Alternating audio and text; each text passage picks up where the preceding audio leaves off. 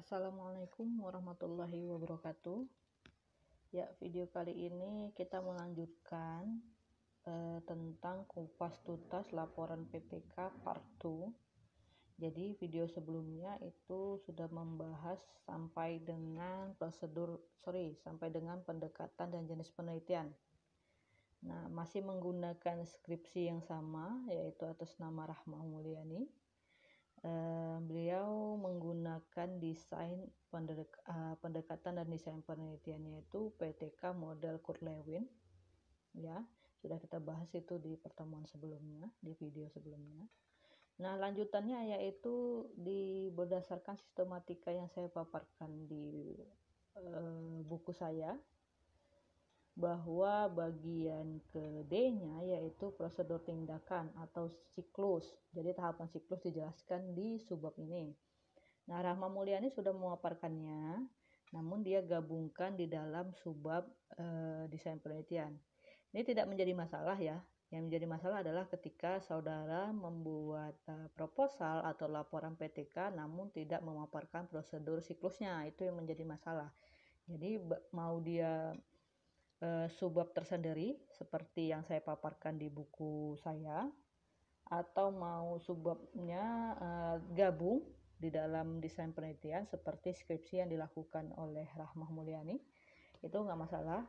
Jadi jelas di sini siklus 1 apa aja tahapannya, di setiap tahapan apa yang dilakukan. Oke. Nah, jadi saran saya kalau proposal cukup buat 2 siklus aja. Nah, sedangkan laporan itu paparkan siklus yang telah dilalui. Jadi seandainya di penelitian ternyata saudara melakukan tindakan itu sebanyak 3 siklus, maka harus 3 siklus yang dipaparkan di bab 3. Nah, di bab 3 itu langkah-langkahnya, sedangkan di bab 4 nanti hasil atau datanya. Nanti kita akan bahas. Oke, nah jadi saudari Rahma Mulyani ini melakukan tindakan siklusnya itu sebanyak 2 kali, sehingga dia buat di bab 3-nya itu 2 siklus. Nah, kemudian kita masuk ke bagian E, teknik pengumpulan data. Nah, jadi seperti saran untuk subjek dan objek, kalau deskripsi saudara-saudari boleh menambahkan menurut pendapat ahli mengenai apa sih teknik pengumpulan data, boleh. Oke. Nah, di sini saudari Rahma Mulyani memaparkan 2 teknik, yaitu dokumentasi dan observasi. Ya, 2 teknik. Oke. Nah, jadi dokumentasi data yang dikumpulkan berupa lembaran foto yang diambil. Nah, ini yang sering menjadi menjadi miskonsepsi terjadi di sini. Banyak yang menjadikan studi dokumen atau foto dokumentasi sebagai teknik pengumpulan data, namun kenyataannya itu dilakukan hanya untuk bukti penelitian. Jadi kalau bukti penelitian tidak boleh dimasukkan teknik pengumpulan data, kecuali Rahma Mulyani ini memaparkan foto di bab 4-nya lalu dijelaskan. Nah, kita coba lihat sebentar bab 4-nya ada nggak melampirkan foto. Kalau ada melampirkan foto, maka benarlah bahwa dia menggunakan studi dokumentasi untuk teknik pengumpulan data. Nah, ternyata tidak ada.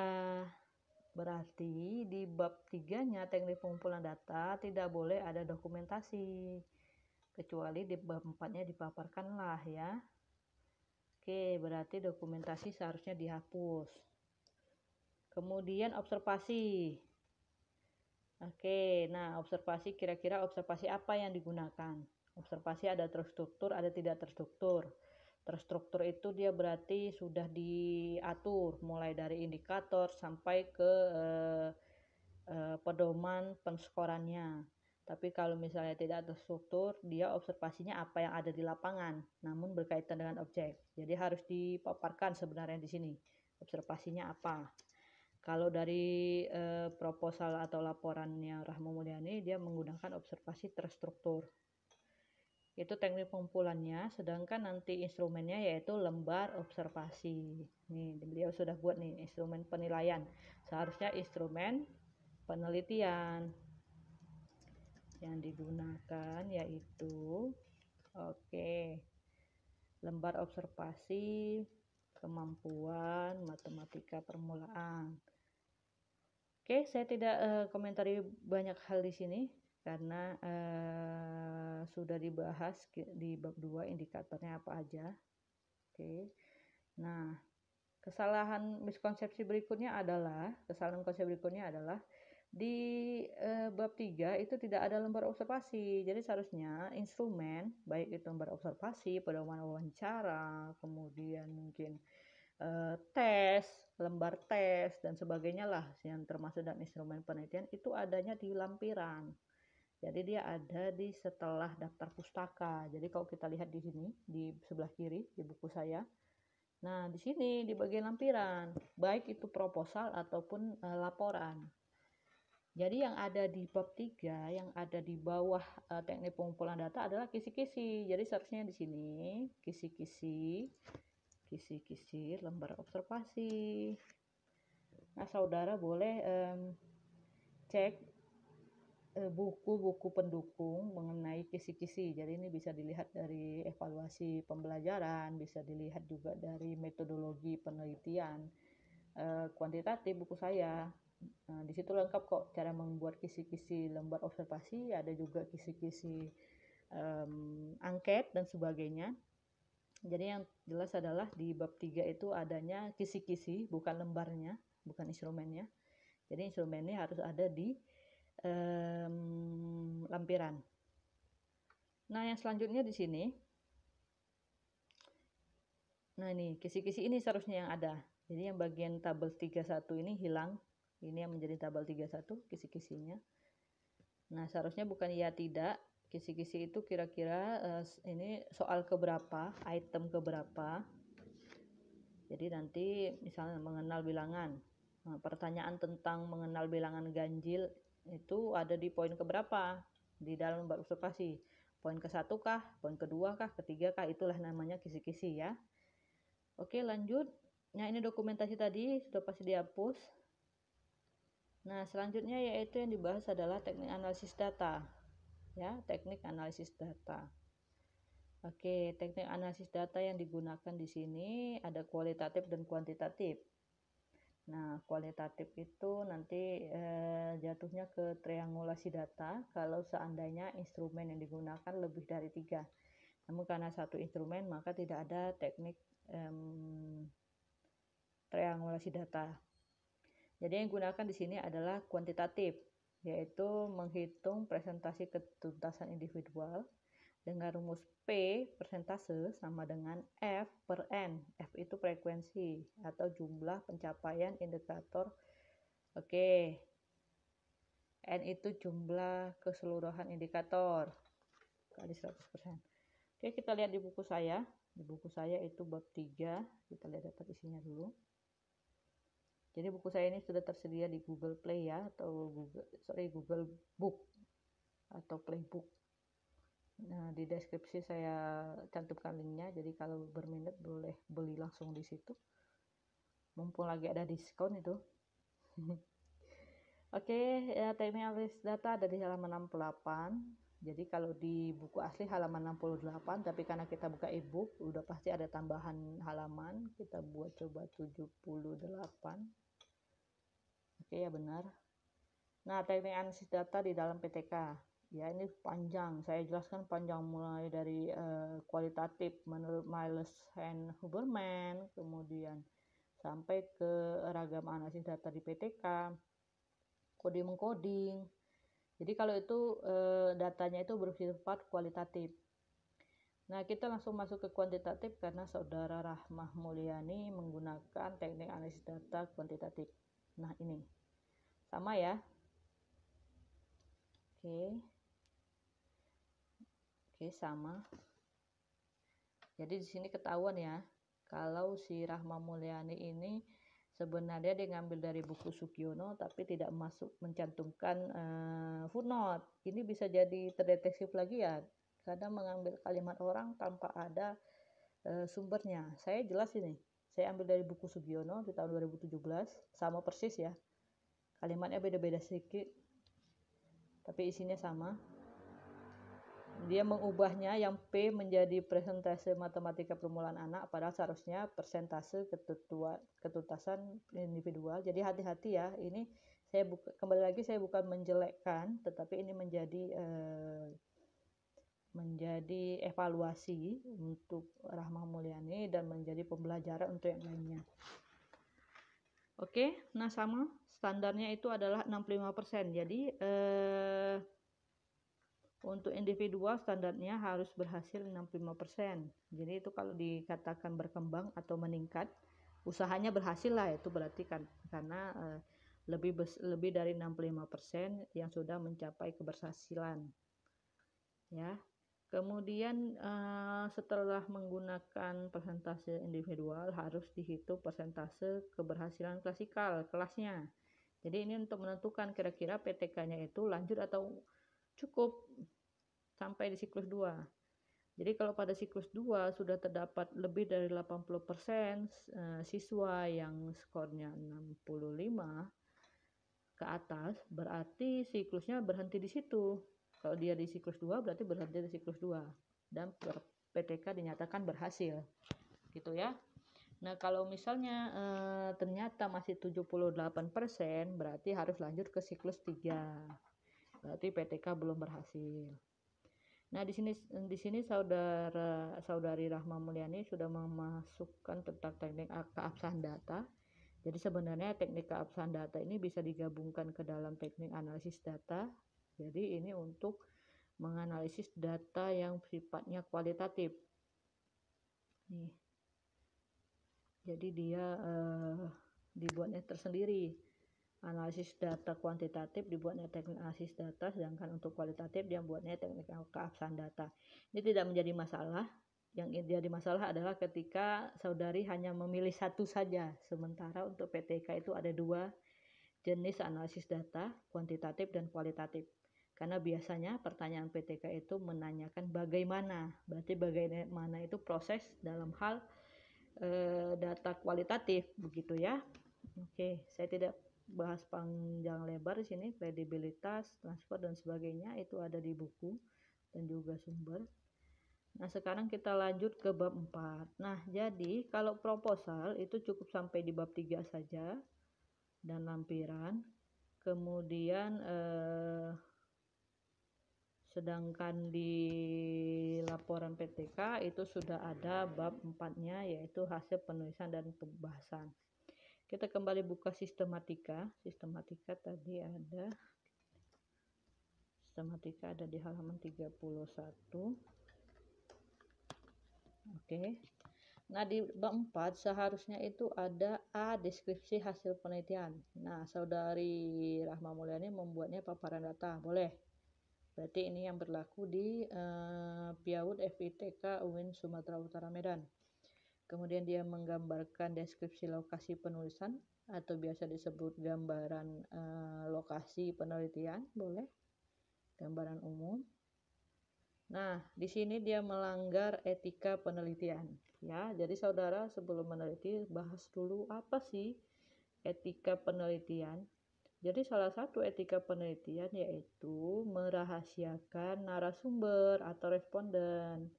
Jadi tidak boleh nama lengkap, seharusnya dibuat inisial AAW, misalnya untuk Amira Ayudhya Widiani. Sampai dengan yang nomor 21 Zahrana Ardina Rizka dibuat ZAR. Atau boleh inisialnya menggunakan kode anak, misalnya S01 untuk Amira sampai dengan S21 untuk Zahrana. Nah, ketika saudara melakukan sidang skripsi atau sidang munaqasyah, lalu penguji ada yang meminta data, barulah saudara bisa memberikannya bahwa S01 atau si AAW itu adalah Amira Ayudhya Widiani. Jadi bukan untuk dipublikasi. Kalau untuk membuktikan bahwa data itu benar, boleh kita memberikan data narasumber atau data responden atau data subjek penelitian. Namun ketika dipublikasi kita harus minta izin dulu ke yang bersangkutan atau membuat inisialnya, karena kita harus merahasiakannya, begitu ya. Itu bukan hanya di PTK, itu hampir di semua jenis penelitian gitu. Oke. Nah, selanjutnya di sini dibahas siklus pertama kalau dari buku, siklus kedua dan seterusnya. Nah, kalau saudari Rahma Mulyani dia tadi buatnya yang kedua pratindakan, boleh. Nanti baru dia masuk ke siklus 1. Ya, udah pas. Oke, udah pas. Jadi Rahma Mulyani sudah mengikuti sistematika. Jadi isinya adalah di pratindakan dijelaskan apa yang dilakukan, kemudian apa hasilnya. Begitupun untuk nih datanya. Jadi datanya harus disajikan, baik itu dalam tabel atau dalam grafik. Kalau keduanya sama, lebih bagus pilih salah satu. Oke, kemudian kita masuk ke siklus 1. Nah, di sini dia menyajikan dua bentuk, boleh. Namun terjadi kesalahan lagi ya. Jadi lihat di sini, yang pertama kali muncul di sini adalah berkembang sangat baik. Kalau di tabel yang muncul pertama adalah berkembang sangat baik, seharusnya di bagan atau di grafik juga begitu, BSB dulu. Kalau seperti ini, jadi orang yang melihatnya bisa bingung. Loh, kolom pertama, baris pertama itu 0. Kenapa di batang yang pertama ini 11 orang begitu ya yang ada di gambar. Jadi lebih bagus itu sesuaikan. Kalau BSB luan yang ada di tabel, maka di grafik harus BSB luan. Namun kalau di tabel tadi ada BB luan, maka di grafik barulah BB luan. Oke. Nah, penomoran sudah pas ya. Di tabel di bab 4 urutan ketiga, gambarnya di bab 4 urutan pertama. Oke. Masuk ke siklus 1, perencanaan, pelaksanaan, hasil observasi, iya boleh. Jadi boleh juga observasi doang, observasi, baru nanti hasil observasi. Nah, usahakan di dalam karya ilmiah tidak ada menyebutkan diri sendiri, baik dengan kata saya, kita, kami, penulis, peneliti, jangan. Cukup hasil observasi yang dilakukan pada kelompok. Nah, jadi jangan ada menggunakan subjek si pelaku. Oke. Nah, ini tabel 4.4. Jadi dia di sini tidak menggunakan tabel distribusi frekuensi ya. Dia menggunakan tabel yang non frekuensi. Oke. Lanjut, ini berkembang sangat baik, 0 siswa, berarti tidak ada siswanya. Nah, kita lihat di bagannya. Oke, sama. Nah, kebalik juga ya. Ini baris pertama BSB malah digambar bagian pertama BB. Oke, nah ini hasil observasi ini, bentuk lembar observasinya harus ada di lampiran, bukan di bab 4. Jadi tadi instrumen penelitian di lampiran. Nah, ini namanya data mentah. Data mentah itu juga ada di lampiran. Jadi tidak ada di sini karena sudah ada toh isinya yang dipaparkan melalui tabel ini. Kemudian masuk ke siklus 2 sama. Nah, di siklus 2 nanti di refleksinya harus dinyatakan bahwa siklus, nah ini peningkatan kemampuan matematika secara klasikan sudah tercapai. Oke. Ini refleksinya. Jadi di refleksi itu dikasih rekapannya dari data pratindakan, dari data siklus 1, siklus 2 sampai dengan siklus berikutnya yang memang benar-benar sesuai lah dengan yang di lapangan. Wah, meningkat semua ya, alhamdulillah. Oke. Nah, seharusnya di sini dibuat kesimpulan, baik di bagian refleksi ini atau di bagian akhir, boleh dibuat kesimpulan. Misalnya dari uraian di atas, maka dapat disimpulkan bahwa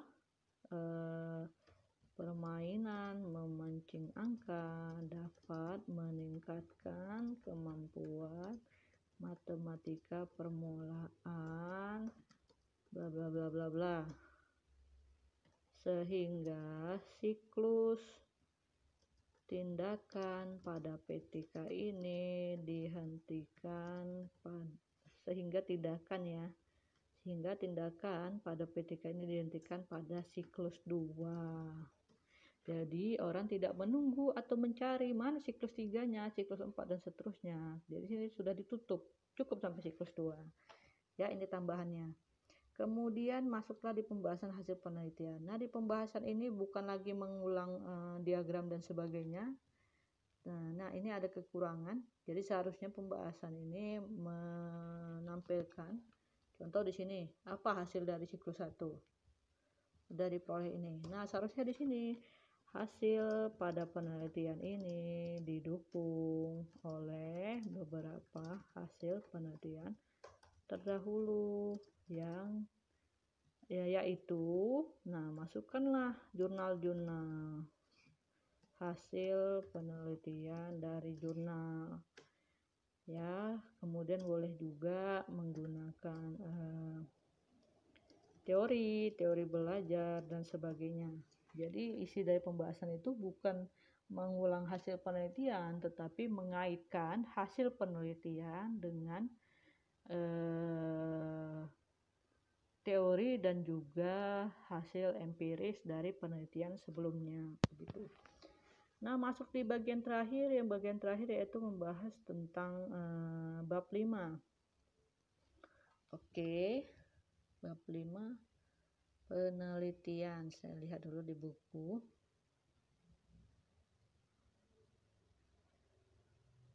Nah, di sini. Ya, jadi di sini di halaman 34 sudah saya paparkan apa sih isi dari hasil dan pembahasan penelitian bab 4, kemudian apa sih isi bab 5, simpulan, implikasi dan saran. Jadi sebenarnya di sini ada tambahan yaitu implikasi. Apa bedanya? Simpulan ini yang dibuat di simpulan ini adalah sesuai dengan rumusan masalah. Kalau rumusan masalahnya apa, maka dijawablah pada simpulan. Nah, tadi rumusan masalahnya ada 3, seharusnya simpulannya juga ada 3, begitu ya. Oke, coba kita lihat apa rumusan masalahnya.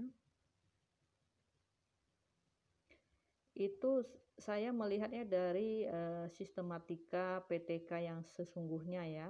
Nah, masalah di lapangan seperti apa itu diikuti lagi peraturan yang berlaku gitu. Nah, jadi seharusnya di kesimpulan yang pertama itu membahas tentang matematika, berarti di sini pratindakan. Jadi yang dibahas ini adalah pratindakan. Ini udah benar menjawab nomor 1. Kemudian nomor 2 seharusnya membahas tentang pelaksanaan permainan. Nah, ini tidak perlu lagi. Tapi bagaimana sih prosesnya? Misalnya permainan memancing angka dilakukan dengan menggunakan apa alatnya, prosesnya gimana, terus kemudian kira-kira dia metode apa yang cocok, kelasnya bagaimana. Jadi tentang proses dari memancing angka tersebut, bukan sudah dilaksanakan atau belum. Jadi sebenarnya ini salah ya. Oke, jadi ini perbaikan aja. Kalau misalnya nanti saudara ingin melakukan penelitian PTK, nomor 2-nya itu prosesnya, bukan pernah tidaknya. Kemudian yang ketiga adalah bagaimana matematika. Nah, setelahnya ya. Jadi di sini Saudari Rahmah Mulyani memaparkan dari siklus 1 sampai siklus 2 boleh. Namun nanti di akhirnya sudah tercapai. Nah, seharusnya ada di sini tentang kriterianya. Dengan demikian kemampuan matematika permulaan anak meningkat setelah menggunakan permainan memancing angka. Jadi jelas dia sesuai dengan rumusan masalah. Nah, ini tidak perlu dibuat di kesimpulan, ini bisa dibuat di implikasi. Implikasi itu adalah kalau saran itu kan apa yang dikasih kritikan. Kalau implikasi itu dia tentang apa yang dirasakan oleh subjek yang dikenai. Contohnya tadi sis anak. Nah, respon anak ini bisa dijadikan sebagai implikasi bahwa yang dirasakan anak ketika melakukan PTK adalah sangat senang, begini, begitu. Nah, kemudian apa yang dirasakan guru? Begitu ya, jadi ini masuk dalam ke implikasi, bukan simpulan. Nah, kemudian saran itu adalah untuk perbaikan. Nah, saran saya, di bagian saran ini disesuaikan dengan manfaat. Kita lihat manfaatnya. Sebelumnya itu sudah ada perbaikan ya, cuman ini saya balik lagi ke awal. Saya tidak mungkin mengubah atau merusak isi skripsi orang lain, karena tujuannya di sini adalah kita kritisi.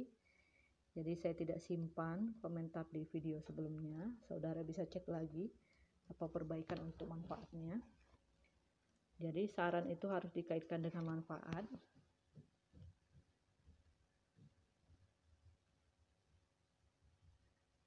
Oke.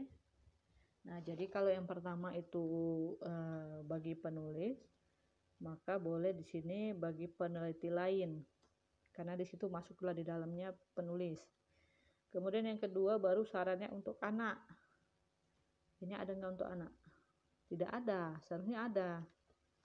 Begitu ya. Kemudian saran untuk guru. Saran untuk guru memperhatikan hal-hal. Jadi saran itu perbaikan, bukan hanya untuk hal-hal yang terjadi di lapangan, tetapi juga hal-hal yang menjadi temuan penelitian. Jadi di temuan penelitian itu apa kekurangannya? Seharusnya itu diberikan saran agar penelitian PTK yang selanjutnya itu lebih bagus lagi.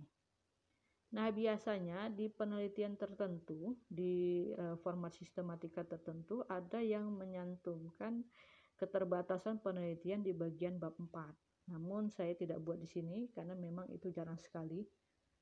Ya, jadi kalau misalnya saudara ada membuat keterbatasan penelitian, berarti di situ ungkapkan temuan-temuan penelitian, kekurangan penelitian, kesulitan penelitian. Jadi bukan hanya soal biaya atau lokasi atau dia waktu dan sebagainya, mungkin lebih kepada prosesnya. Contoh memancing permainan angka. Permainan memancing angka, apa kira-kira kesulitan saudara menerapkannya di lapangan? Begitu, itu dituangkan di keterbatasan penelitian di bab 4 bagian terakhir. Namun khususnya di UIN Sumatera Utara tidak ada menampilkan itu. Oke, selesai pembahasan kita tentang laporan PTK. Jangan lupa daftar pustaka. Daftar pustakanya itu dibuat berdasarkan abjad. Ini sudah pas, Alwi, Arikunto, Armanila. Oke. Nah, kemudian lihat lagi. Contohnya jurnal. Untuk jurnal ini belum bagus ya. Seharusnya disebutkan jurnalnya ini bukan hanya jurnal apa, tetapi volume berapa, kemudian isu.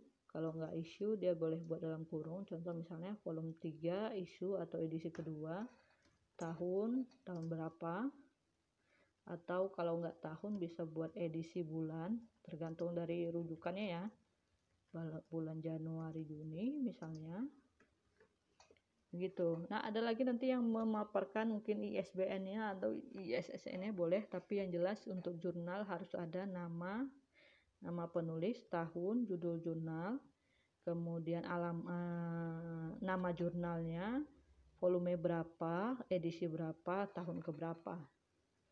Sedangkan untuk buku ini sudah bagus, nama, tahun, judul buku, tempat penerbitan buku, dan nama penerbitnya. Jadi jangan ada CV, PT, jangan ada, langsung aja Depdiknas, Perdana Publishing, dan sebagainya. Oke, nah isi dari daftar pustaka adalah rangkuman referensi semua rujukan. Ingat, semua rujukan dari bab 1 sampai dengan bab 5. Jadi jangan ada nanti justru contoh ini ada namanya Alwi, tapi Alwi malah nggak ada di bab 1 sampai dengan bab 5. Kita cari. Oh ada, bagus. Ya. Jadi begitu. Jadi mudah sekali carinya. Jangan sampai nanti justru kebalikannya. Di bab 1 sampai bab 5 ada, malah di daftar pustaka tidak ada.